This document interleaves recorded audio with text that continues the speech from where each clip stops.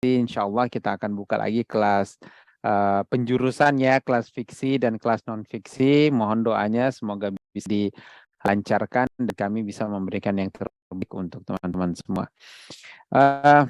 Baik teman-teman sekalian ya, khususnya peserta training menulis.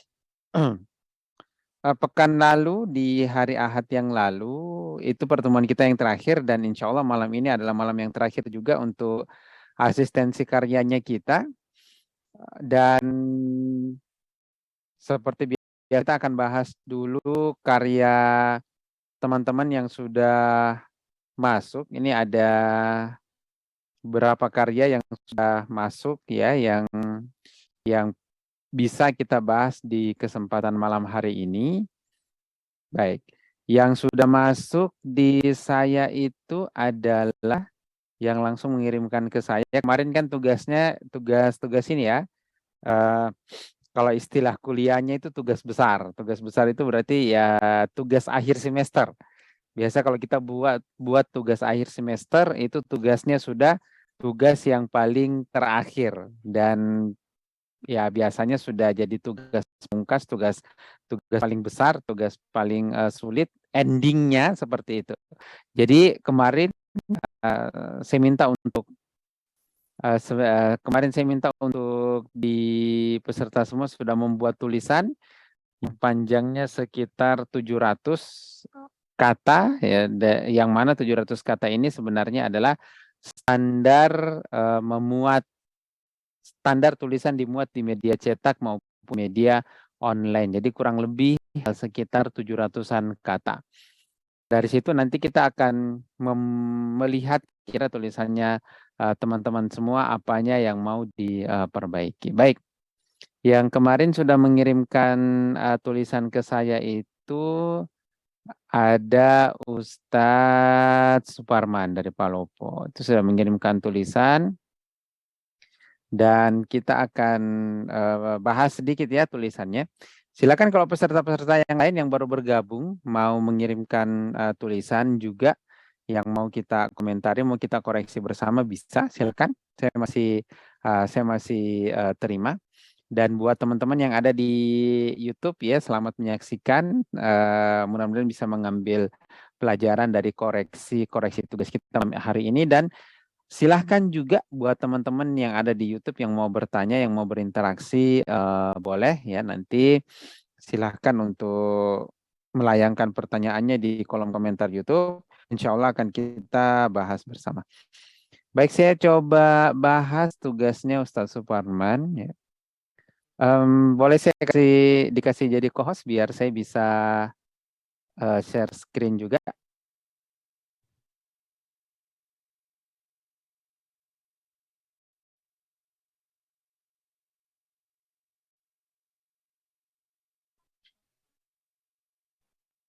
Saya akan share screen tugas dari Ustadz Suparman. Meskipun ini tulisannya kehilangan momen ya, tapi tidak apa-apa.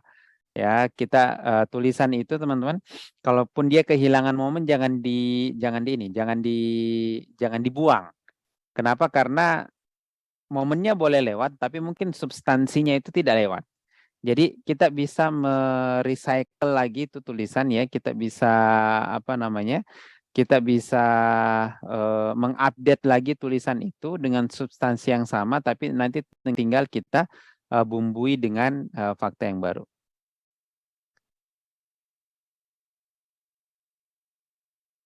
Bisa jadikan saya co-host untuk saya bisa share screen.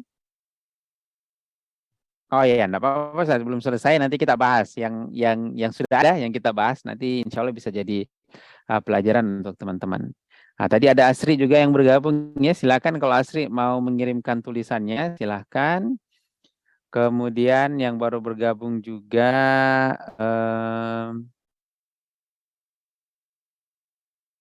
ada Bu Rahmat, silakan nanti kalau mau kirim tulisannya juga. Oh ya, kemarin Bu Rahmat di pertemuan keempat tidak sempat selesai ya. Jadi tugas kita kemarin itu sudah tugas di akhir pertemuan bahwa kita sudah diminta untuk membuat tulisan yang panjangnya sekitar 700 kata, kurang lebih 700 kata. Kemudian itu yang menjadi tulisan kita paling terakhir. Oke, tulisan kita paling terakhir, dan nanti saya akan mengoreksi. Ataupun nanti silakan nanti peserta training menulis yang dari pertemuan 1 sampai pertemuan 4 ya, kalau misalnya masih ada yang pengen diperjelas, masih ada yang ingin didiskusikan lebih dalam lagi, silakan. Nanti setelah peserta training menulis ini selesai bertanya, kita buka lagi pertanyaan umum untuk teman-teman yang ada di YouTube, gitu ya. Jadi yang teman-teman yang ada di YouTube harap bersabar. Jadi sesi pertama kita buka dulu untuk peserta training menulis dari nol sampai gol. Baik. Oke. Sebentar ya.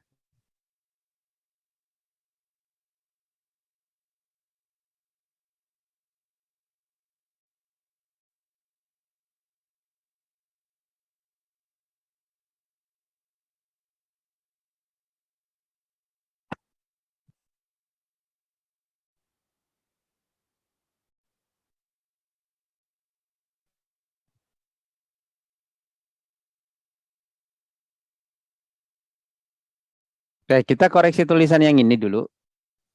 Teman-teman semua, Bapak Ibu semua, kita koreksi tulisan yang ini. Baik. Ini tulisan membahas tentang hari jadi kota Luwu. Tulisan opini itu tulisan yang harus kita update. Kita harus mengikuti update peristiwa hari per hari, karena ini adalah koran yang sifatnya koran mingguan. Ini adalah sifatnya koran harian, jadi peristiwanya itu update hari per hari. Lain kalau misalnya korannya itu sifatnya koran mingguan. Kalau sifatnya itu koran mingguan, berarti update beritanya itu adalah update-nya per minggu. Dan juga kalau misalnya dia bulanan. Tapi kalau kita lihat kemajuan teknologi sekarang ya, dan kemajuan media, kalau kita lihat-lihat itu ya sudah agak jarang itu media yang bulanan. Karena pasti akan basi itu kalau medianya bulanan baru informasinya diupdate. Karena sekarang media ya update-nya per hari. Bahkan kalau di media online jangankan per hari, per detik pun mereka bisa mengupdate peristiwa. Nah, ini jadi saya coba, ini ada 600 kata, dan sebenarnya kalau untuk dia 600 kata masih terlalu singkat. Ya, sebaiknya ini ditambah sampai sekitar 100 kata, idealnya di situ. Ya, kemarin kita sudah bahas ya tentang di mana melihat jumlah kata dalam tulisan, yaitu ada di bawah ini. Nah, ini bisa kita lihat ada 2 halaman, ada 600 kata, karakter tanpa spasi ada 3.600, dan karakter dengan spasi ada 4.237. Gitu. Oke, baik. Jadi tema ini menarik ya. Tema ini menarik karena dia bersifat tema ini ya, tema insidental ya.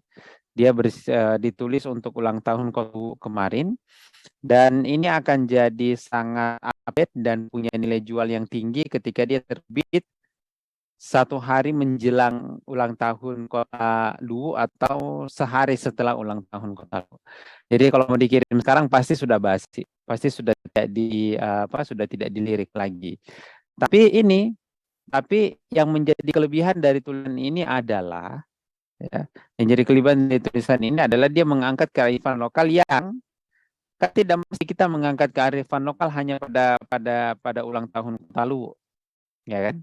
Nah, kita bisa mengupdate tulisan ini, fakta ulang tahun Kota Luwu-nya saja yang dihilangkan, yang mungkin nanti bisa dikaitkan dengan fakta lokal yang sedang terjadi sekarang.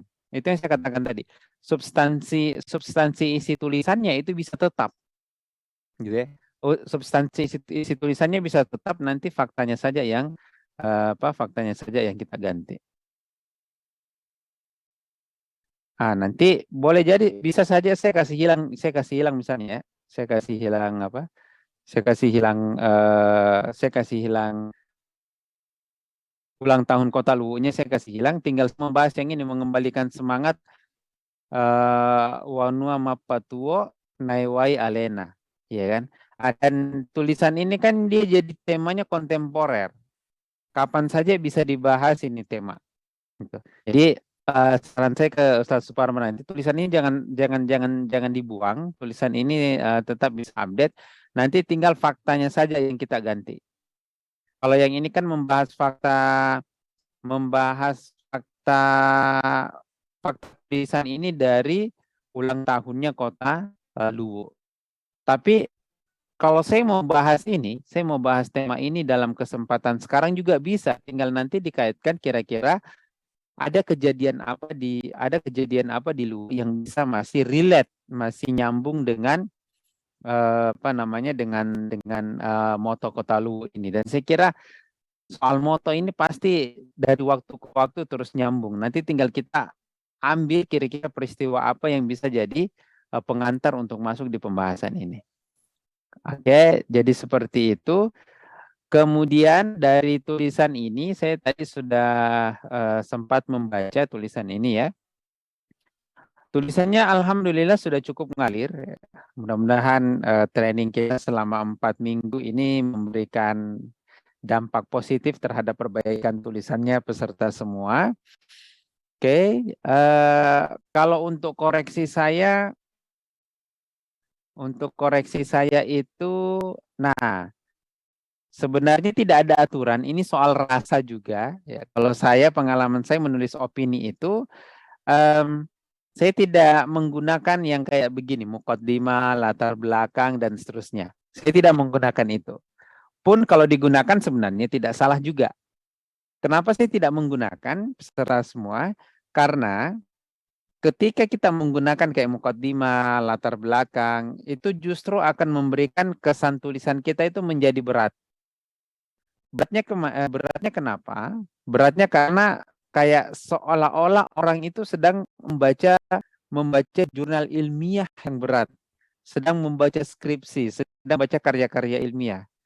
Kan kalau karya ilmiah itu pasti dahulu dan itu kan latar belakang atau kalau bahasa lainnya misalnya muqaddimah dan sebagainya. Kalau saran saya di tulisan-tulisan yang sifatnya santai seperti opini, apalagi kalau esai ya, penggunaan judul seperti ini sebaiknya ini kalau saya pribadi sebaiknya tidak digunakan. Gitu. Jadi muqaddimahnya ya tidak usah dipakai muqaddimah karena mafhumnya peserta itu mafhumnya penulis itu, pemahamannya penulis itu yang paragraf-paragraf awal itu sudah masuk dalam latar belakang. Gitu. Jadi tidak perlu lagi dicantumkan bahwa ini adalah bagian dari muqaddimah. Justru kalau dicantumkan bagian dari muqaddimah itu, dia akan membuat tulisan itu menjadi terkesan berat. Tulisan itu menjadi terkesan tulisan yang tulisan yang ilmiah. Sementara kalau kita membuat tulisan opini, tulisan artikel ataupun esai, justru aspek-aspek tulisan kaku itu yang kita mau hindari. Kita pengen tulisan kita itu tampil populer. Ya kan? Oke, itu koreksi. Kemudian ya, Bapak Ibu semua, ketika kita menulis menulis opini ya, ketika kita menulis opini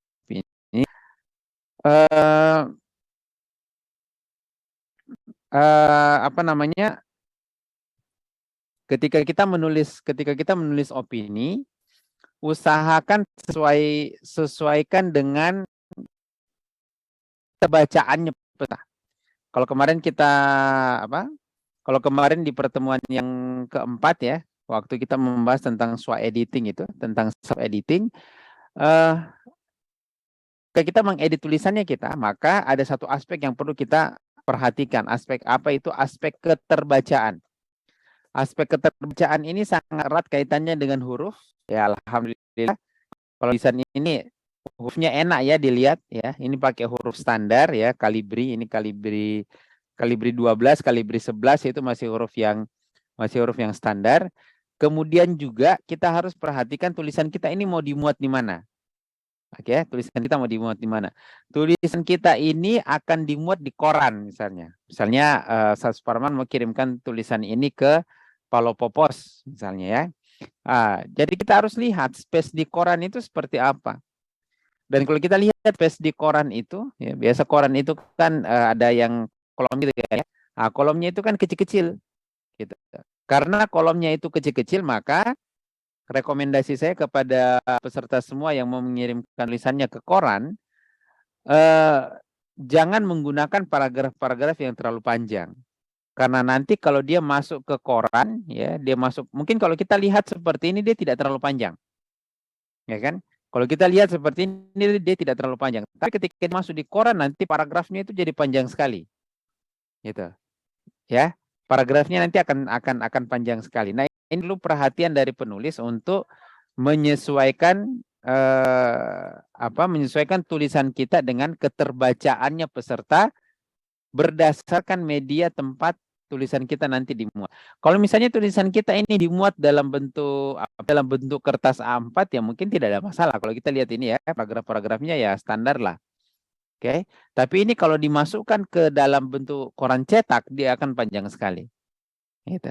Jadi kalau kita menulis di kalau kita menulis untuk koran, saran saya lebih baik paragrafnya dipendek-pendekkan. Karena itu akan sangat berpengaruh terhadap tampilan tulisan kita di koran, yang mana koran itu pakai kolom yang kecil-kecil. Gitu ya. Termasuk juga nanti kalau misalnya kita kalau misalnya kita menulis di web ya, kita website, orang sekarang kan mengakses website itu lewat HP, ya kan? Coba kita refleksikan, kira-kira ketika kita mengakses website, mengakses tulisan dari web itu, kita mengakses mana? Apakah kita mengakses pakai PC, pakai laptop, atau pakai HP kebanyakannya? Survei itu sudah menyatakan hampir kalau tidak salah 80% itu orang mengakses internet itu dari HP. Nah, layar HP itu kan kalau kita lihat HP ini kan terbatas. Gitu ya, layar HP ini terbatas. Maka ketika kita menulis di media, kalau tujuan kita media online, buat juga paragrafnya tidak perlu terlalu panjang. Satu paragraf 5 kalimat itu sudah panjang sekali kalau menurut saya. Jadi buat kalimatnya itu buat paragrafnya itu pendek-pendek saja. Karena kalau kita lihat seperti ini, paragrafnya enak dilihat. Tapi coba kalau paragraf ini dimasukkan ke dalam HP atau dipakai ke format HP, itu akan paragrafnya akan panjang sekali dan itu akan membuat pembaca lelah untuk membaca. Ya kemungkinan paling buruknya ya tulisan kita tidak mereka baca, bukan karena isinya yang tidak bagus, tapi karena layout tulisannya yang tidak bagus. Ya, jadi ini saran saya kepada semua peserta ya, bukan cuman ke Ustaz Suparman saja, kepada semua peserta. Kalau menulis ke media online cetak, apalagi kalau online, buatlah paragraf yang pendek-pendek, karena itu akan menyesuaikan dengan dengan bentuk tempat tulisan kita mau dimuat. Kalau koran kolomnya kecil-kecil, kalau HP juga layarnya kecil. Nah, coba kita lihat sekarang ya tulisan-tulisan di koran ya, berita-berita di koran itu pasti pendek-pendek paragrafnya. Kenapa? Karena redaksi sudah memperhitungkan ketika orang mengakses berita itu di HP, maka mereka juga harus nyaman membaca berita di HP itu. Makanya dibuat tidak panjang-panjang. Oke ya, gitu. Itu koreksi, sudah koreksi berapa ya? Ya kita mengalir saja ya. Jadi itu koreksi saya. Kemudian ini masih dari teknis-teknisnya. Kemudian yang mau saya usul juga dari tulisannya Ustadz Suparman yang menjadi pembelajaran untuk kita semua nantinya. Tulisan itu ya, apalagi kalau dia tulisan opini, kita tidak perlu menggunakan gaya ketika orang menulis strike news. Strike news ya, namanya strike news berarti dia adalah berita langsung. Kalau misalnya biasa baca beritanya kayak detik.com dan sebagainya ya, yang berita-berita breaking news seperti itu, yang straight news ya. Nah, itu ya seperti itulah cara mereka menulis. Jadi kalimatnya lugas, mengutip sana sini. Nah, itu kalau straight news. Masalahnya kita mau menulis opini, yang mana pendapat kita di situ juga akan dominan. Kalaupun tidak dominan ya paling tidak 50-50 antara fakta dengan pendapat penulis. Gitu. Ah, jadi kita mesti membedakan antara menulis opini dengan menulis yang sifatnya straight news. Ah, contoh, kalau di tulisan kita di sini masih ada, kalau menurut saya ya, masih ada beberapa bagian yang kalau saya membaca tulisannya itu seperti saya baca berita. Saya tidak seperti saya tidak sedang membaca saya tidak sedang membaca opini, tapi saya sedang membaca berita.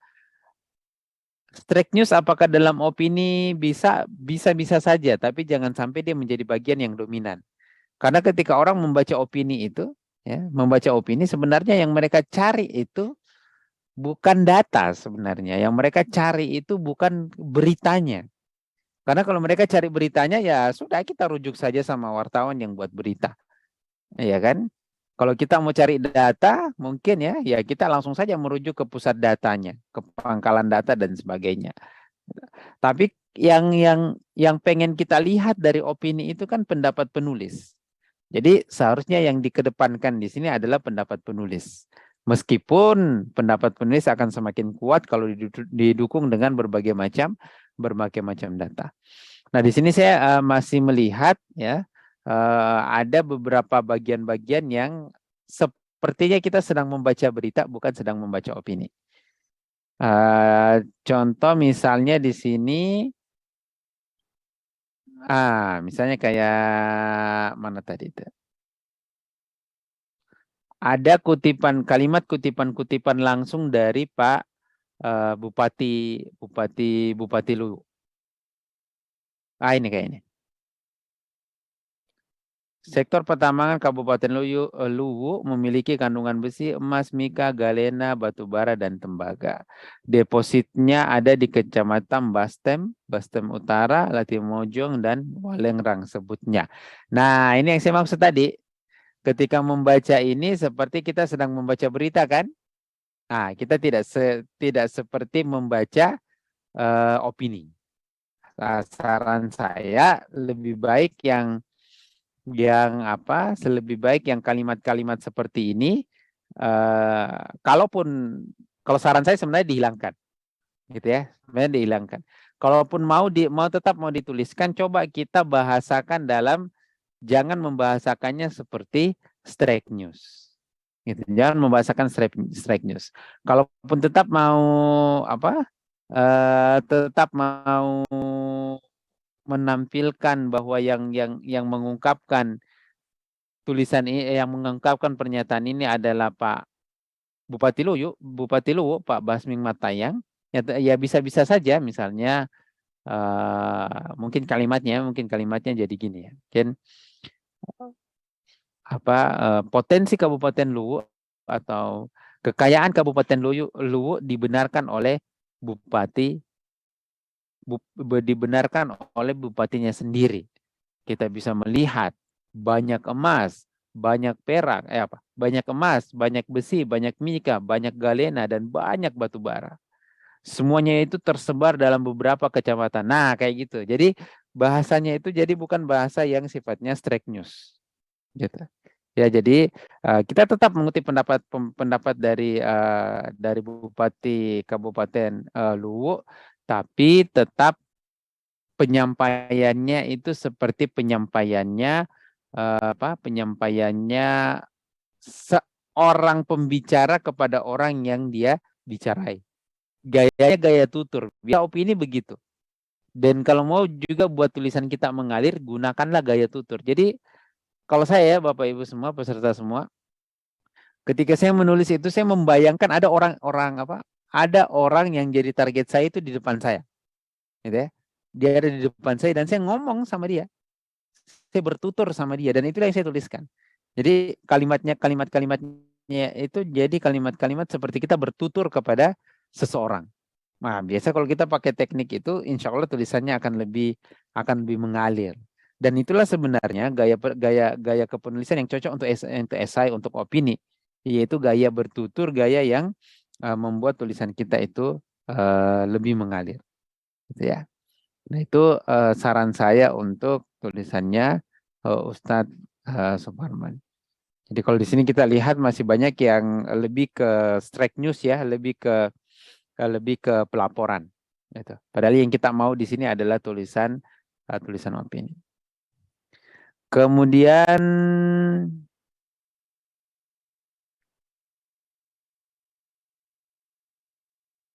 nah, kalau saran saya, tulisan kita kan ini sebenarnya harus fokus, ya kan? Fokusnya itu bisa dilihat di mana? Fokusnya bisa dilihat dari judul ini. Wanua mapatuo naewai alena. Kalau kemarin penjelasannya Ustaz Suparman bahwa ini sebenarnya moto yang menunjukkan kemandiriannya Kabupaten Luwu, bahwa mereka bisa berdiri di atas kaki sendiri. Mereka bisa menghidupi dirinya sendiri. Nah, itu seharusnya yang menjadi ruh, itu seharusnya yang menjadi inti dari tulisannya kita. Nah, tapi kalau saya lihat tulisannya Ustaz Suparman sampai di sini, ini masih banyak membahas tentang fakta ini ya. Masih banyak membahas tentang fakta-fakta yang fakta-fakta yang menunjukkan bahwa Luwu itu adalah kabupaten yang kaya. Yang mana dari kekayaannya itu dia bisa berdiri sendiri dan membiayai dirinya sendiri. Sampai sini saya masih membaca itu. Seharusnya yang menjadi poin penekanan di situ adalah bagaimana Luwu itu bisa mandiri. Gitu ya. Nah, jadi kalau tulisan ini nanti mau dikoreksi, fakta-fakta itu di depan. Ya, fakta-fakta tentang kekayaannya Luwu itu di depan dan tidak perlu dominan. Kalau menurut saya 1-2 paragraf itu cukup untuk menggambarkan bahwa Luwu itu adalah kabupaten yang kaya. Ini mind mappingnya ya, peta pikirannya seperti itu. Jadi yang pertama menggambarkan Luwu yang kaya itu cukup 1-2 paragraf. Oke? Dan silakan mengutip, misalnya langsung mengutip lewat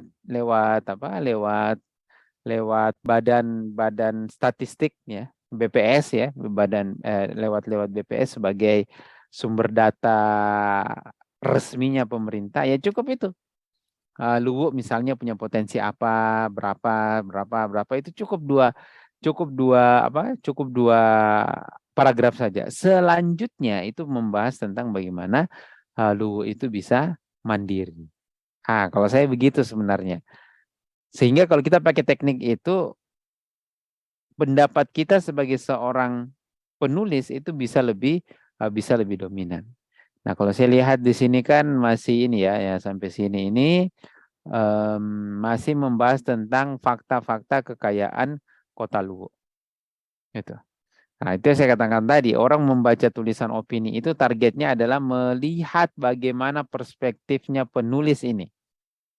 Bukan untuk mencari data. Kalau dicari data ada tempat lain yang datanya lebih valid, datanya lebih lengkap, bukan dari tulisan kita sebenarnya.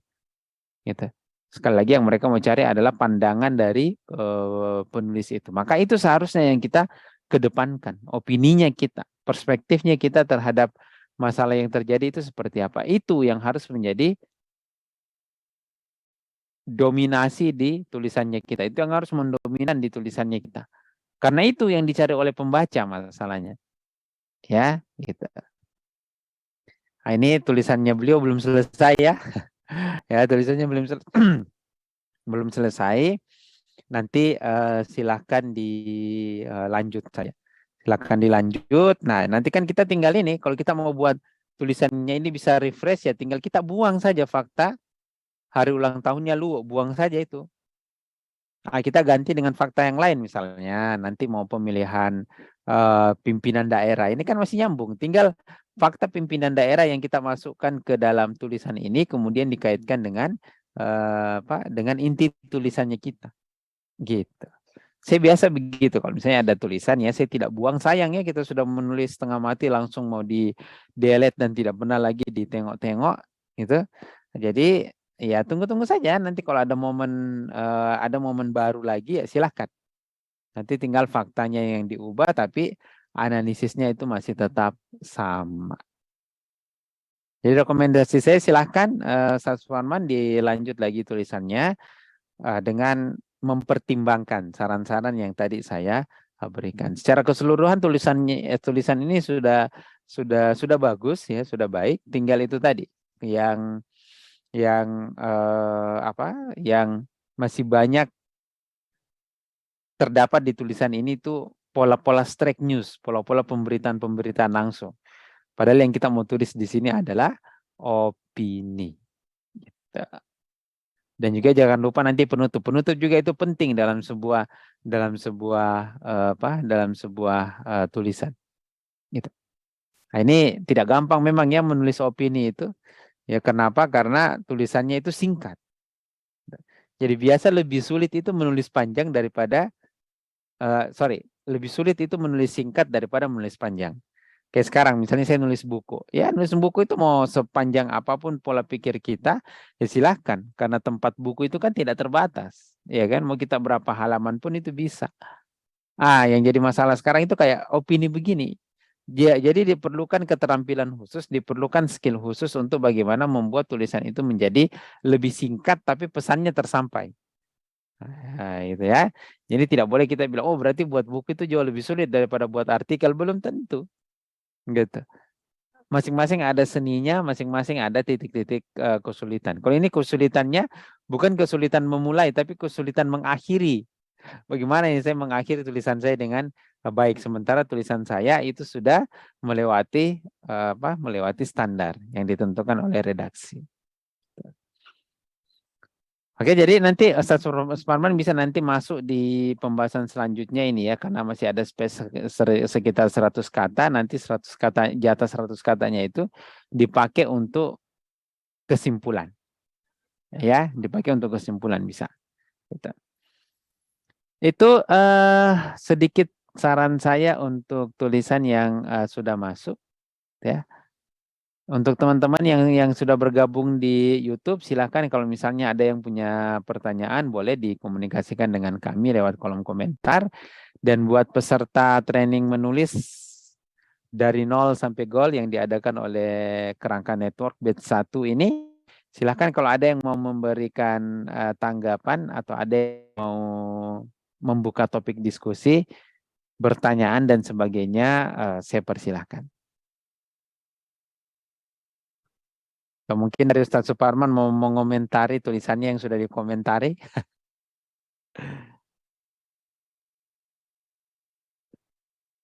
Silakan untuk peserta-peserta juga yang ada di channel YouTube Kerangka Network yang mau berinteraksi, boleh.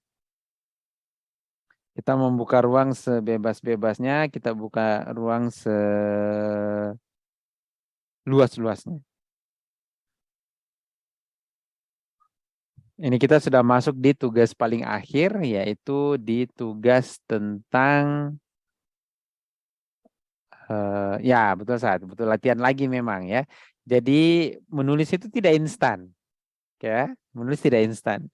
Saya itu agak gimana ya? Saya agak kurang sepakat itu. Kalau ada yang buat training menulis 2 jam menjadi penulis handal, 2 jam menjadi penulis hebat.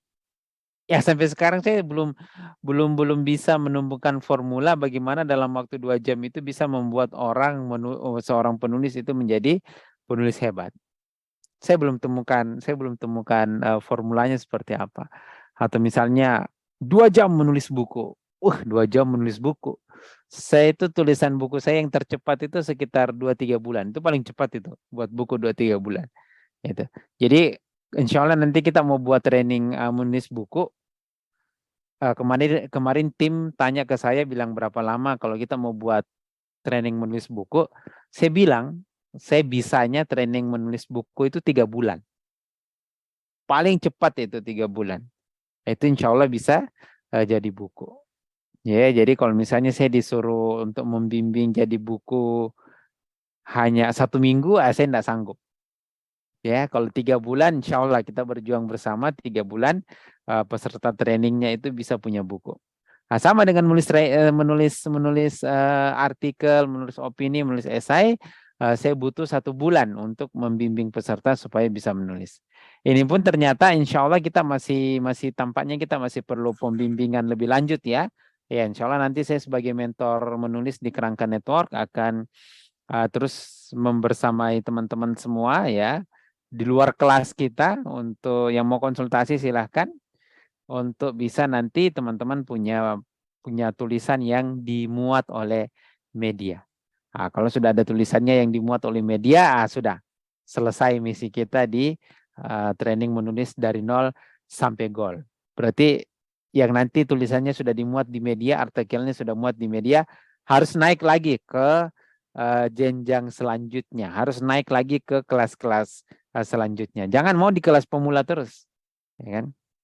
Ya, jadi memang kita butuh latihan dalam menulis, apalagi menulis ini kan ilmu skill ya, ilmu skill. Karena dia ilmunya skill, ilmu keterampilan, maka mau tidak mau yang namanya keterampilan itu harus selalu diasah.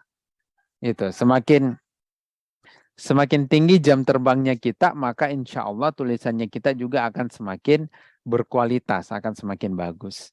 Ternyata manusia itu punya 2 memori. Ya, manusia itu punya 2 memori. Ada namanya brain memory, ada namanya muscle memory. Ada yang memori otak dan ada memori otot. Selama ini kan yang kita kira namanya memori itu hanya berhubungan dengan otak, berhubungan dengan daya ingat. Ternyata tidak. Memori otak ini yang umum kita ketahui. Ternyata selain otak yang menyimpan memori, ada bagian tubuh lain juga yang menyimpan memori, yaitu apa? Muskel. Yaitu otot. Otot kita juga ternyata menyimpan memori. Gitu. Jadi kalau misalnya untuk memori otak ya berarti baca ulang-ulang ya kan. Kalau lupa baca lagi itu akan meningkatkan kualitas memori di otak kita. Kita tidak akan gampang lupa. Tapi kalau memori otot ya, kalau memori otot itu berhubungan dengan pengulangan-pengulangan. Praktek itu dalam rangka untuk membuat otot kita itu bisa menyimpan berbagai macam memori. Gitu. Sekarang menulis ini kan adalah keterampilan. Jadi bagaimana kita menulis ini, ya, otot kita itu bisa menyimpan memori-memori tentang menulis itu. Insya Allah kalau nanti brain memorinya sudah oke, terus memori ototnya juga sudah oke. Jadi dalam tubuh kita ada namanya mielin ya, ada mielin. Itu insya Allah hasilnya akan maksimal. Contoh, pemain bola Ronaldo ya, itu memori ototnya itu sudah merekam bagaimana cara menendang yang baik. Oke, meskipun kita punya kaki sama, ya kakinya 2, tapi Ronaldo akan lebih expert dalam menendang bola. Kenapa? Karena dia sudah latihan terus, sehingga mielin-mielinnya itu sudah terbentuk. Memori ototnya itu sudah menyimpan bagaimana cara menendang bola yang bagus. Sementara kita yang tidak pernah dilatih agak susah. Sama dengan menulis. Kalau menulis itu tidak dibiasakan akan menjadi beban dan akan menjadi susah. Tapi coba kalau kita biasakan, insya Allah mielin-mielinnya kita, otot-ototnya kita itu akan menyimpan memori tentang menulis itu.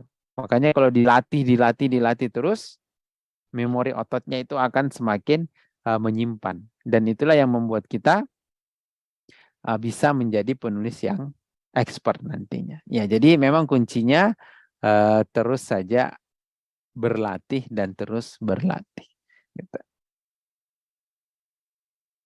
Oke, baik, silakan mungkin kalau masih ada dari peserta yang mau ikut mengomentari tulisannya Ustaz Suparman tadi, boleh. Yang mau membuka diskusi dengan pertanyaan lain juga, saya silakan. Sebelum nanti saya lempar ke sebelum saya nanti lempar ke teman-teman yang ada di streaming di channel YouTube.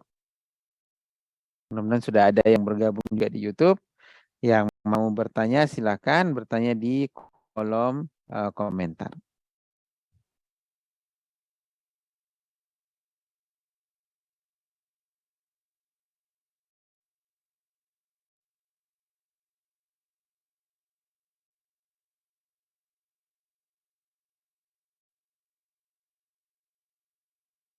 Silakan ke teman-teman semua kalau masih ada yang mau kita diskusikan, masih ada yang mau kita bahas, silakan. Atau kalau peserta ada yang mau kirimkan lagi apa? Mau kirimkan lagi tulisannya, kita lihat kualitas tulisannya di sini juga boleh. Kita koreksi langsung di sini, silakan.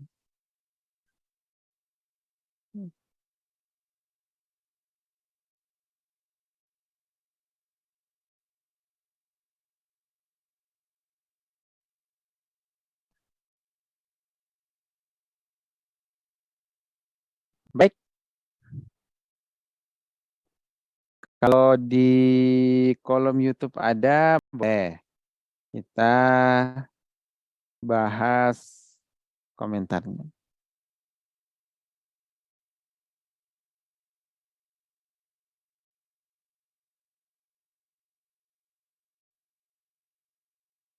Saya coba cek di YouTube ya, siapa tahu ada yang bertanya.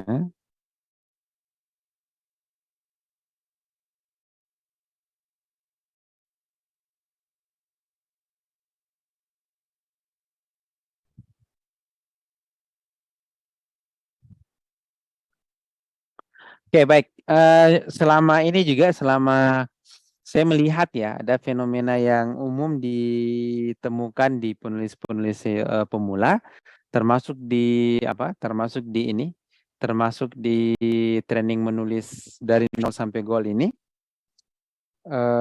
Yang selalu saya ulang-ulang ya, mungkin kalau peserta peserta training menulis itu sudah sampai bosan, selalu saya ingatkan bahwa jangan menggunakan raksasa, kalimat raksasa.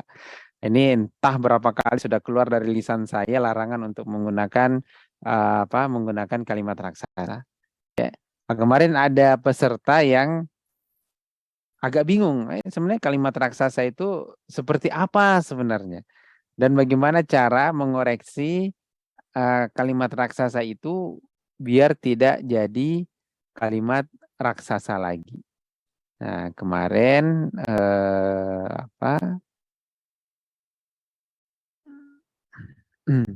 kemarin saya sudah sempat memberikan contoh bagaimana yang dimaksud oleh kalimat raksasa dan bagaimana mengoreksinya.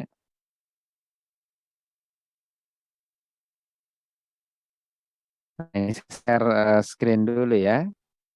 Oke, nah ini.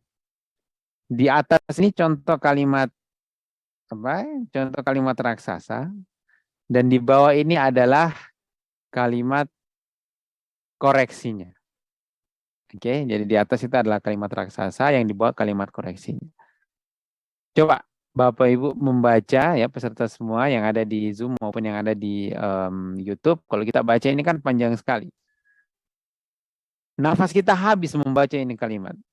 Pendidikan itu suka disamakan dengan sekedar atau sekedar pemberian ilmu yang seharusnya tidak hanya melakukan transfer ilmu, tetapi juga sebenarnya harus ada transfer karakter yang tidaknya ada proses untuk mengalirkan nilai-nilai luhur seperti kejujuran, kedisiplinan, dan keuletan. Ngos-ngos Bu, Pak, kita bacanya ya tulisan ini. Inilah yang saya maksud kalimat raksasa. Kalimatnya terlalu panjang. Bahkan di sini satu kalimat, satu paragraf. Ya, ini hindar, jangan sampai kita membuat paragraf yang satu paragraf itu hanya terdiri dari satu kalimat. Itu ngos-ngosan orang baca. Nah, kalimat-kalimat raksasa ini coba kita penggal dia menjadi kalimat-kalimat yang lebih singkat. Contoh, pendidikan hari ini terasa agak hambar. Nah, ada tempat lagi ya, bernafas dulu. Ada bumbu yang terlupakan. Nah, bernafas lagi dulu. Kita hanya menjadikan pendidikan sebagai transfer ilmu saja, tetapi lupa melakukan transfer karakter. Nah, istirahat lagi. Ilmu berhasil dipindahkan. Sayangnya karakter luhur gagal diberikan. Kejujuran, kedisiplinan, dan keuletan, kemana semua itu? Hilang entah kemana. Oke, insya Allah maksudnya di paragraf pertama dengan di paragraf kedua maksudnya tetap sampai. Oke, maksudnya tetap sampai. Hanya bedanya dari kemasan. Gitu. Yang kalimat di atas dikemas dengan apa? Dengan kalimat yang panjang-panjang, bahkan sangat panjang. Sementara paragraf yang di bawah ya apa? Menyediakan, memberikan kepada kita kemungkinan untuk banyak bernafas, gitu. Ya, jadi kalimatnya disingkat-singkat sehingga memungkinkan kita untuk banyak bernafas dan tidak cepat lelah. Kalau kita baca tulisan yang kayak begini nih, meskipun panjangnya sama dengan tulisan yang di bawah ini, nah, biasanya yang di atas ini akan membuat kita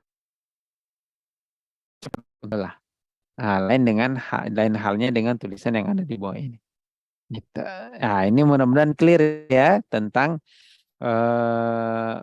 peserta yang masih membingungkan sebenarnya yang dimaksud kalimat raksasa itu apa, kemudian cara memenggal-menggalnya seperti apa. Ya, kurang lebih seperti yang ada di hadapan Bapak Ibu peserta semua. Gitu ya. Jadi dari kalimat yang raksasa kita potong-potong menjadi beberapa kalimat. Apakah ada standar untuk memotong-motong kalimat itu? Sampai detik ini setahu saya tidak ada standar. Jadi memang betul-betul keahlian penulis dan keahlian editor untuk bisa memenggal-menggal kalimat yang panjang-panjang itu menjadi kalimat yang lebih pendek dan lebih enak untuk dibaca. Baik, silakan kalau ada peserta yang pengen diskusi, silakan. Ada yang ingin sharing juga, silakan. Dan kami juga membuka kesempatan pada teman-teman yang ada di YouTube, yang ada di luar ruang Zoom ini untuk berpartisipasi dengan kami. Bisa bertanya, bisa curhat-curhat boleh, ya macam-macam. Yang jelas semuanya berhubungan dengan dunia kepenulisan.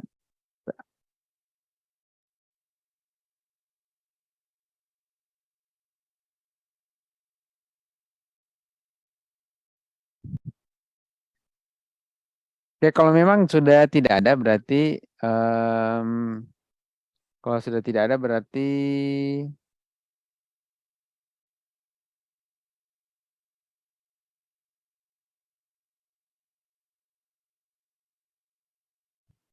kalau sudah tidak ada berarti insya Allah pertemuan kita untuk kelas dari 0 sampai gol ini selesai. Ya berat juga ya, ini menjadi malam terakhir. Ya bukan malam terakhir di dunia insya Allah ya. Ini menjadi malam terakhir kita untuk asistensi karyanya para peserta karena hari ini tuntas sudah pembelajaran kelasnya. Tapi insya Allah saya akan tetap memantau dan saya akan tetap menjadi peneror ya, menjadi peneror buat Anda semua sehingga teror saya itu baru akan berhenti kalau sudah ada tulisannya yang dimuat di media cetak atau media online. Gitu. Tapi insya Allah teman-teman semua mudah-mudahan masih diberikan kesehatan. Kamis depan kita akan ketemu lagi. Ya. Silahkan yang mau bertanya silahkan karena bisa lebih leluasa berhubung peserta training menulis dari nol sampai gol sudah berakhir di malam hari ini. Dan sekedar spoiler untuk teman-teman semua ya, kami di Kerangka Network ini sementara menyusun lagi, kita pengen menyusun lagi satu kelas lanjutan, bukan satu kelas, dua kelas lanjutan insya Allah ya. Jadi nanti dari kelas menulis dasar ini peserta semua sudah bisa menentukan kira-kira genre yang mau ditulis apa, apakah genre fiksi atau genre non fiksi. Nanti kalau yang komitmennya tulisnya non fiksi. Nah, yang komitmennya tulis non fiksi ya. Nanti kita akan memperdalam tentang artikel, kemudian memperdalam tentang esai, memperdalam tentang opini di kelas jenjang selanjutnya. Yang suka dengan fiksi, ya, yang suka dengan fiksi, insya Allah nanti lanjut ke kelas selanjutnya juga. Nanti kita buka kelas training menulis fiksi, entah itu cerpen, entah itu ya macam-macam. Nah, nanti terakhir insya Allah lagi sudah sementara dirancang tentang bagaimana kita bisa menulis buku. Karena karya literasi tertinggi itu kan buku. Insya Allah kalau Bapak Ibu semua sudah punya buku, luar biasa. Berarti kita sudah membuat karya tertinggi dalam dunia literasi yaitu buku. Kalau artikel, kalau apa namanya, kalau cerpen, kalau esai itu kan masih karya-karya yang sifatnya masih pendek. Kalau buku memang perlu energi dan perlu konsep yang lebih matang lagi. Oke, makanya wajar ketika buku itu dianggap ya dialah kasta tertinggi dalam kepenulisan. Ya kalau orang sudah punya buku, terus mau bikin apa lagi? Ya, kan? Jadi dia yang paling tinggi. Kalau masih tulis-tulis artikel-artikel singkat kan biasa ada yang challenge Kak. Ada yang biasa challenge kita kan. Ya sudah daripada cuma tulis esai, cuma tulis opini, coba buat buku. Nah, artinya kan di atas artikel, di atas opini, tulisan artikel, tulisan opini itu masih ada yang lebih tinggi daripada itu yaitu buku. Nah, harapannya semua peserta-peserta kita yang ada di sini nanti bisa lanjut terus sampai di kelas pembuatan buku. Kalau ada yang suka fiksi, berarti nanti insya Allah kelas penulisan novel. Ya kurang lebih seperti itu. Ya, jadi sabar saja menunggu, pantau terus sosial medianya Kerangka Network, peserta semua, untuk mendapatkan informasi yang menarik untuk kita semua tentang apalagi yang akan dipersembahkan oleh Kerangka Network kepada apa namanya, ya minimal kepada masyarakat Indonesia tentunya ya. Oke, baik, kalau sudah tidak ada, kita juga sudah kurang lebih sejam lewat ya, sudah sejam lewat kita bersama. Jadi kalau sudah tidak ada lagi yang mau didiskusikan, maka saya siap-siap nih untuk mengakhiri forum kita ini. Ya, yang pertama siapkan terima kasih semua kepada seluruh peserta training menulis dari nol sampai goal yang bisa istiqomah dan bisa bertahan sampai hari ini. Luar biasa perjuangan kita setiap hari Ahad pagi ya, luar biasa, air pagi jam 8 sampai jam 11, bayangkan ya. 8, 9, 10, 11, 3 jam.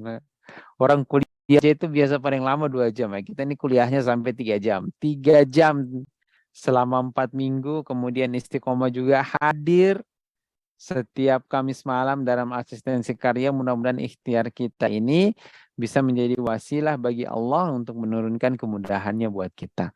Ya begitulah namanya belajar, peserta semua, namanya belajar itu pasti menderita. Tidak ada belajar yang enak. Namanya belajar itu belajar dengan penderitaan, biasanya dia satu paket. Tapi insya Allah kalau kita rela menderita di dalam berjuang dalam belajar, maka insya Allah kelak kita akan bersenang-senang juga dengan jeripaya yang sudah kita tanam sebelumnya. Oke.